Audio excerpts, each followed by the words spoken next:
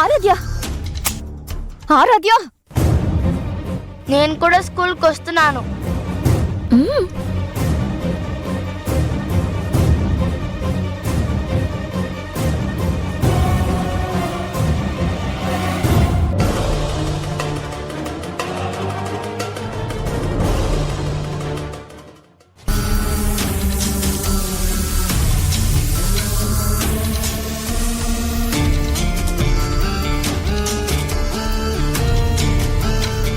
నాకు గట్టిగా వార్నింగ్ ఇచ్చావు. నా సంగతి తర్వాత చూద్దు గాని ముందు ఆరాధ్యని స్కూల్కి పంపించు అని అనుకుని ఉంటావు కదా. చూసావుగా, ఆరాధ్య నీట్గా రెడీ అయిపోయి కార్లో కూర్చుంది స్కూల్కి వెళ్ళాలి అని. అది ఈ మిథున అంటే. ఆరాధ్య మనసును చెడగొట్టడానికి నువ్వు ఎన్ని ఎత్తులు వేసినా వాటిని చిత్తు చేసి తల్లిగా నా బిడ్డని నేను కాపాడుకుంటాను. నువ్వు స్వార్థంతో నా బిడ్డ ఫ్యూచర్ని స్పాయిల్ చేయాలని చూస్తున్నావు. కానీ నా బిడ్డని ఫ్యూచర్లో ఎవ్వరికీ అందనంత స్టేజ్కి నేను తీసుకువెళ్తాను. పిల్లలతో సరదాగా ఆడుకో, పిల్లల జీవితాలతో కాదు.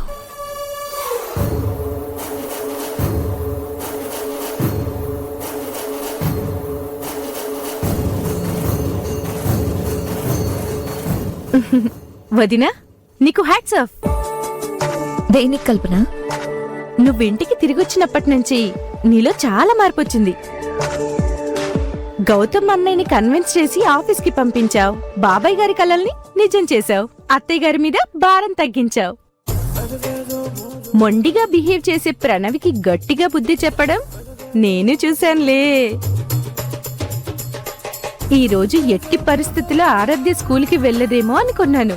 కానీ తెలివిగా హ్యాండిల్ చేసి ఆరాధ్యని స్కూల్కి పంపిస్తున్నావు. ఇంటి కోడలిగా, భార్యగా, తల్లిగా నువ్వు 100% పర్ఫెక్ట్ వదినా. మంచికి మంచిగానే ఉంటూ తోక జాడిస్తే తాట తీసేసే నువ్వు ఎప్పటికీ ఇలాగే ఉండాలని కోరుకుంటున్నాను.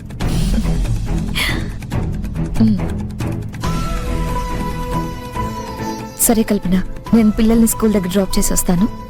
అలాగే వదినా. ఫెదా.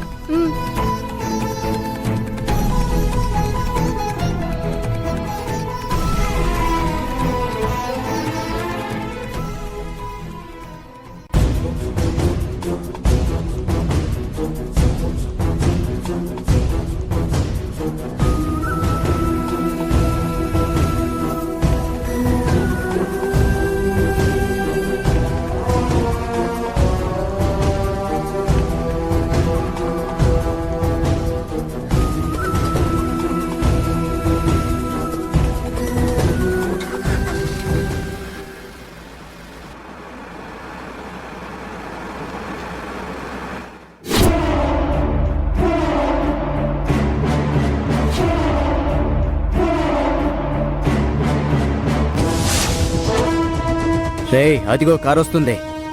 చెప్పింది గుర్తుందిగా, దొంగతనం చేసినట్టే ఉండాలి. అలాగే అన్నా.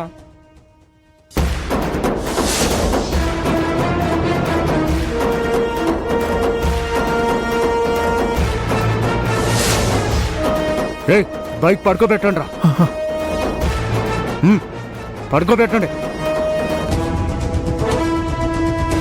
పడుకోరా నువ్వు అటేళ్ళు. అలాగన్నా.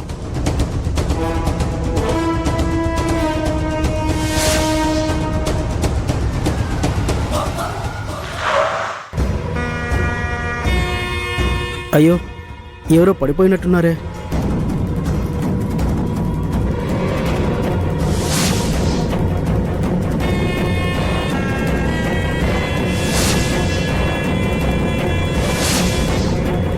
బాబు, బాబు వినే, బాబు.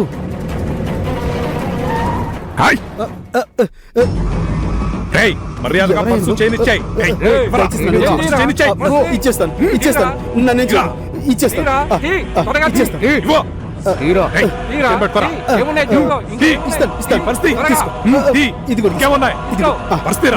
ఇంకేమున్నాయి నీ దగ్గర? ఇంకేమున్నాయి? అన్ని ఇచ్చేసాను. నా దగ్గర ఏం లేవు, ఇంకేం లేవు. నా మాట నమ్మండి. చూసుకోండి. నువ్వు చెక్ చేయరా ఇంకేమున్నాయరా లేవని చెప్తున్నాను కదా.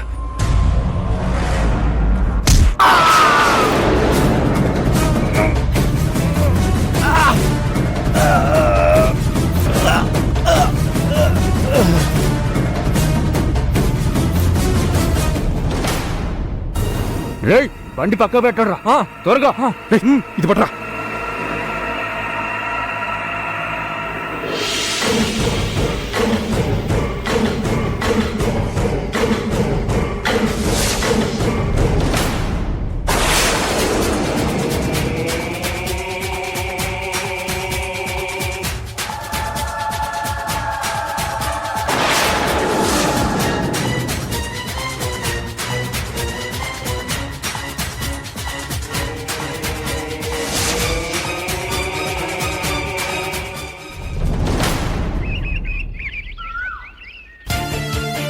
వెల్ అందరూ వచ్చేసినట్టే కదా.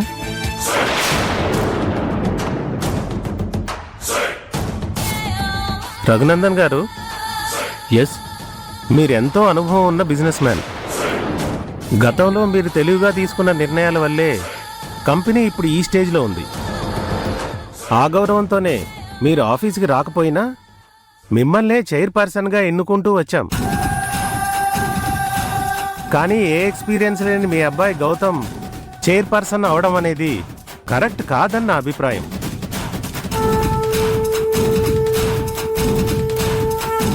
తర్వాత మీ అంత అనుభవం కలిగిన శ్రీమతి ఇంద్రాణి గారు చైర్పర్సన్ అయితే కంపెనీకి మంచి ఫ్యూచర్ ఉంటుందని నేను భావిస్తున్నాను.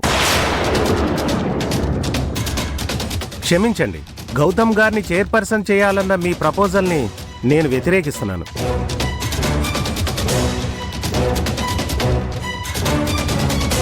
Yes, I agree with Damodar sir. నేను కూడా ఇంద్రాణి గారే చైర్పర్సన్ అవ్వాలని కోరుకుంటున్నాను. అయ్యోయ్యో, నాకు చైర్పర్సన్ అవ్వాలన్న ఇంట్రెస్ట్ లేదు, క్షమించండి. లేదు మేడం, మీ అన్నయ్య గారి తర్వాత ఆ చైర్లో కూర్చునే అర్హత మీకే ఉంది.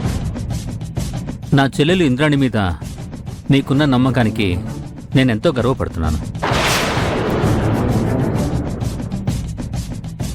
కానీ తన మీద ఇంకా బరువు బాధ్యతలు పెట్టి ఇబ్బంది పెట్టడం అన్నయ్యగా ఇష్టం లేకే గౌతమ్ని చైర్మన్ చేద్దామని నేను డెసిషన్ తీసుకున్నాను.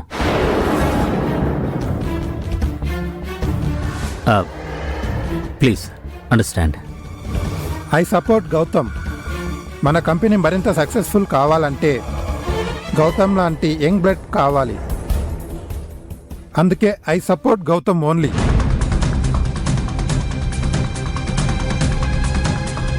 నా సపోర్ట్ మాత్రం ఇంద్రాణి గారికే. ఎస్, ఇంద్రాణి గారే చైర్పర్సన్ కావాలి.